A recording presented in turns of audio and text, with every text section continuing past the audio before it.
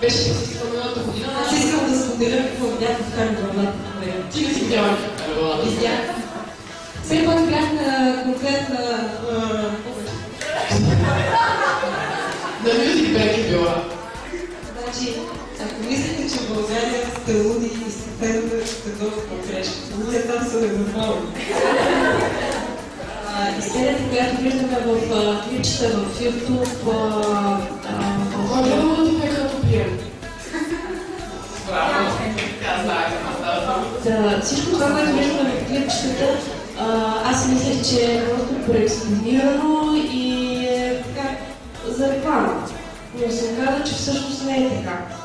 На концерт, който имахме ние в Music Bank, излизаха лоши звезди, които все още не са толкова известни в Корея. Имаше, може би, само Кара бяха така по-известна група, но това беше... Да, аз не знам. Но това беше невероятно преживяване от гледна точка на последните 6-7 реда от публиката, които бяха всъщност едно училище. Тези деца избухаха. Те пищяха, викаха, скандираха, пяха, хвърляха балони. Имаше една огромна фикса от охранители, които ги дернаха да не изскочат на сцената. Просто истерията там наистина е много голяма. Те ще е на невероятно ниво. Който между другото не знам дали някой от вас е гледал, ако се интересува от SM Town концертите, дали гледал всъщност реакцията на самите артисти след концертите им в неазиатска страна. Защото азиатските страна, колкото да са луди, както спомена, колкото да са наистина отдалени, защото луди не е точно да са безкрайно отдалени, точно това прави толкова интересна на музиката. Те са много сдържани, когато се отнасят до концерт. Да даже направо си мълчат, да заплахат едни лостикове или балончета и си мълчат. Докато на концерта в Париж, специално с поръчвания, понеже те са може би най-разговорилата група, не е SM като цяло, бяха изключително впечатлени, изключително щастливи. Наистина се видя, че за изненадани от начина, по който се държат в европейските филми, факта, че те пеят с тях, че те танцуват с тях, че те не стоят като статуи 3 часа и половина, а буквално заедно с артистите си се забавляват. Това е една от огромните разлики между корейските и некорейските фенове. Само че там има и другата. Корейските фенове могат да са много сдържани на концерти, но сметка на това дават много драго за артистите. Тук много трудно мога да накара някой по-било.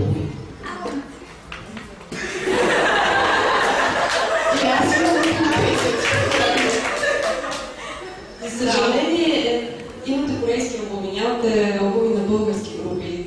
Затова е много. А най-важно е 40% от случаите купуване на демо в различни продажи.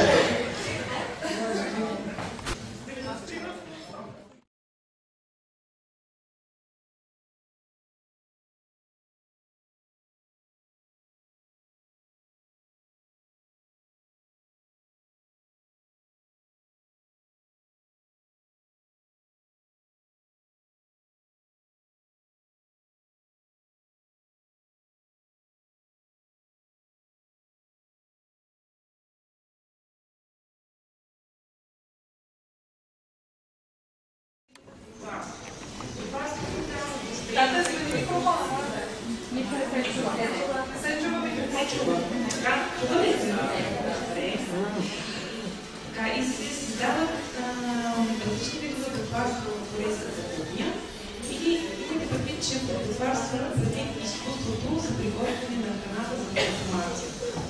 Така, нека да започнем с пап. Всички знаят предполагам какво е. Това е вареният ориз. Вареният ориз абсолютно натурално, само варен ориз, без никакви приправки. Принципно могат да се добавят към него ечемик, сол, поп, червен поп, за да се даде по-хубав, по-особен вкус на самия ориз и в същото време да се повиши хранителната стойност на кучката, която е сервирана пред вас. Друго, което се среща в корейската кухня е чук. Това е един каша на корейски език. Прави се от различни зърна, които се варят с много вода. Видове чудни каши, с морски окорови, с папута, това е дървен плод, с сусана също така, с болко семе и кава. Всъщност доста различни. Друг вид каша е ния. Ния е известна каша, която се прави от семяна лист, от сол, почти в обратно състояние и се сваряват с много вода. Ето защо това е вид гъста каша, както и тънк, друг вид каша, който е само вижиста, също се води в низ. Нетньок са кратки всички кафяви спагети. По-скоро това е ивка, която е направена от черно брашно от елда, с студена ступа. Мантубук. Мантубук е ступа, която се прави от манту. Мантуто, еквивалент на българската кухня, това е кневите, точно така, кневите. Галушки също са известни и така.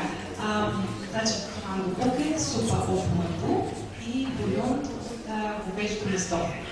Топбук, всички май имаме тук топбук, колкото видях. Тук после ще го видите. Топбук е супата от ризови папки, която както мантубук, както и нетньок са част от корейската кухня, която ежедневно се консумира в семейството. И не само в ежедневието, но и по празници. Друг вид супа са бук, тан и чиге. Също се придружават от задължителната кукурис, на трапезата. Правят се от говеждо месо, морски тарове, зеленчуци и задължителните подправки сол, соева чепата, която е и морските тези ферментирани тези, които са сложни ферментирани с предварително сол. Значи, най-известната супа, всички предполагам и знаете, след корейски сериали, е супата от дорасли, аз се обожавам. Много хора не я правят, за съжаление. Тя е задължителна на трапезата и най-вече за особено по-видени дни се предлага задължително. Супата от бобена паста също така е много често явление на трапезата в корейското семейство. Султан. Султан е малко по-сладена супа, прави се от говежди кокали. От говежди кокали и от гърди. Както е наречена приятелка, тая чудесия се вари почти няколко дни, непрекъснато, за да се извлече от нея костния мозък. И общо взето от кокалите не остава почти нищо. Те са прошли в крайна сметка. Да, възможно е. Друг вид супа е юткечан. Това е люта говежда супа. Прави се с зеленчуци, включително и сушени папоротови листа. Чиге, канджон и чошки също са вид супи. За разлика от тези, които току-що споменах, те са с по-късна консистенция и с по-богат, по-наситен вкус. Друго характерно за корейската трапеза е намо. Намо е задължително, разбира се, както и пак. Това са обикновено зеленчуци, сезонни зеленчуци или вид зеленчуци, билки, ако искате така го наречете, или листа на тези зелени, листата от тези зелени. Всичко това обикновено се приготвя или мариновано, т.е. готвено, бланширани за предимно тези неща, листата. След бланширането те се подготвяват с сол, сусано волю, чесън, ето виждате тук, любимото на всички кирчи. И тези... Не различам. Аз го харесвам. Тези зеленчуци при намо, това е нетньок, ето, за което казах току-що. Спагети, т.е. тюфката от черното брашно на елда. С студения бульон. Значи, при намо, пресните зеленчуци не се готвят, т.е. не се бланшират, не се варят, те се само овкусяват с сладко-кисели сосове. Другите зелени, за които споменах, и както видите, така и листата, но се малко бланшират. И след това вече към тях се разпустяват с сол, с само олио и чесън. Ще забележите, че почти навсякъде за успокояване добавям тези неща. Това е характерно за корейската кухня. Само олио, соевия сос, сол и чесън. Така, освен на тези неща, нека да споменем малко и за месото, разбира се. Месо. Кои са вечни ястия, които се появяват в корейската кухня, когато корейците започват да използват огъня в огъня. Новияни е вид ястия на скара, който се сервира и който се приготви последния начин всъщност. Тънко нарязано говеждо месо с булгови сос се изпича на скара пред тебе, т.е. на масата, която е с дървени въглища. Много вкусно. Булгови соса, трябва да спомена, че се бави от соев сос, захар, чесън, зелен лук и сусам войло. Пак старен, но това е традиционно се пак. Санджок е друг вид ядене, т.е. печено месо, шиш. Прави се печено месо, т.е. от месо или риба, зеленчуците, задължителните зеленчуци и гъби. Като си има предвид, че както и при намо се прави в зависимост от сезонните зеленчуци. Корея има 4 сезона и естествено през зимния сезон да няма налични пресни зеленчуци, така че има сушени такива, които се използват също по същия начин.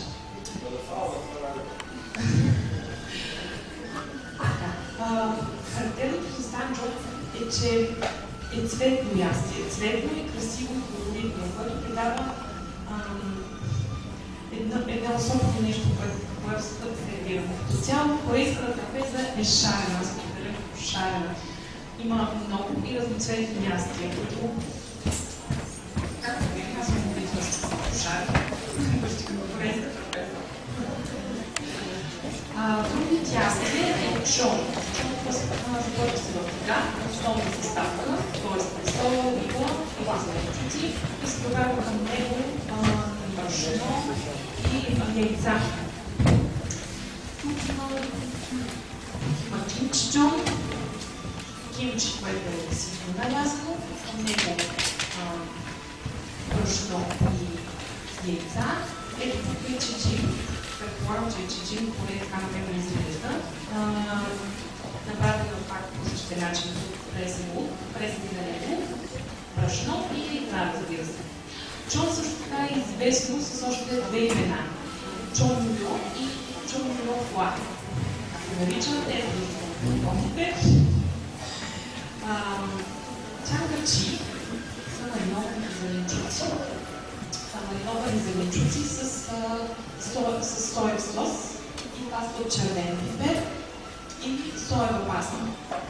Като цяло, корейците също имат както при нас българите, зимина, която приготвят, както казах, че трите сезона са и при тях, т.е. през зимата няма пресни зеленчуци и се прави зимни турши. Туикак са пържени водорасли. Пак вид туршия за зимата, но как пържени зеленчуци, пак вид туршия за зимата. Това е сушената риба или сушено месо, не е задължителна риба, може и месо. И разбира се, трябва да спомена за любко. Любко е по-особен начин на сушене на месото. Съставлява фино нарязано месо, като то е мариновано с соев сос и се суши специално на цянка. Странно звучи, но не се суши. Така, и разбира се, познатото на всички кимчи. Кимчи, така че след това предполагам, че ще може да го видите. Който обича кимчето, може да дойде и да опита. Кимчето, универсална рецепта, според мен няма. Това е лично не. Всеки един район в Корея си е специфичен начин на приготвяне на кимчето. Просто, както в България, всеки един район има специфичен начин на приготвяне на лимоните, на душите, така и при тях всеки един район си има специфичност кимче. Кое е риба, по-скоро сурова риба, чекателите на суровата риба, сурова риба с месо